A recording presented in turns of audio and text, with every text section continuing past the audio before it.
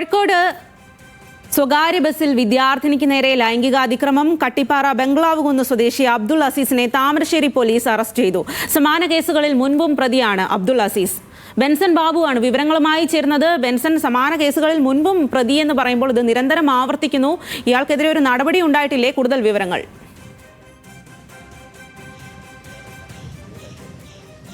സൂചിപ്പിച്ചതുപോലെ തന്നെ ഇന്നലെ രാവിലെ വീട്ടിൽ നിന്നും സ്കൂളിലേക്ക് പോവുകയായിരുന്ന വിദ്യാർത്ഥിനിക്ക് നേരെയാണ് ഇയാൾ സ്വകാര്യ ബസ്സിൽ വെച്ച് ലൈംഗികാതിക്രമം നടത്തിയത്. ബസ്സിൽ വെച്ച് വിദ്യാർത്ഥിനിക്ക് നേരെ ലൈംഗികാതിക്രമം നടത്തുന്നു. ഈ പെൺകുട്ടി തിരിഞ്ഞു നോക്കുമ്പോഴേക്കും ഇയാൾ ബസ്സിൽ നിന്നും ഇറങ്ങിപ്പോവുകയായിരുന്നു ഉണ്ടായിരുന്നത്. പക്ഷേ ഈ പെൺകുട്ടി ബസ്സിലുള്ള മറ്റാളുകളോടും അതോടൊപ്പം തന്നെ ബസ്സിലുണ്ടായിരുന്ന കണ്ടക്ടറോടടക്കം കാര്യങ്ങൾ വ്യക്തമാക്കുന്നു.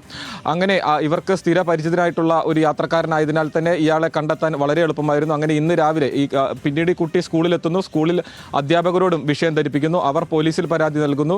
വീട്ടുകാരെയും കാര്യങ്ങൾ അറിയിക്കുന്നു. അങ്ങനെ പോലീസിൽ നൽകിയ പരാതിയുടെ അടിസ്ഥാനത്തിലാണ് ഇന്ന് പുലർച്ചെ ഈ പ്രതിയെ ഇയാളുടെ വീട്ടിൽ നിന്നും പോലീസ് അറസ്റ്റ് ചെയ്തിട്ടുള്ളത്. ഇതിൽ ഏറ്റവും പ്രധാനപ്പെട്ട കാര്യം, ഇയാൾ മുൻപും സമാനമായിട്ടുള്ള രീതിയിലുള്ള കേസുകളിൽ പ്രതിയായിട്ടിരുന്ന ആളാണ്, അല്ലെങ്കിൽ പ്രതിയായ ആളാണ് എന്നുള്ളതാണ്. ഇയാൾക്കെതിരെ മുൻപും ഇയാൾ ഇത്തരം കേസുകളിൽ പ്രതിയാവുകയും തുടർന്ന് ജയിൽവാസം അനുഭവിക്കുകയും ചെയ്തിട്ടുണ്ട്. പക്ഷേ തിരുത്താൻ അയാൾ തയ്യാറായിട്ടില്ല എന്നുള്ളതാണ് ഇത് തെളിയിക്കുന്നത്. അപ്പോൾ ഇത്തരം സമാന കേസുകളിൽ വീണ്ടും അറസ്റ്റിലാകുന്നു.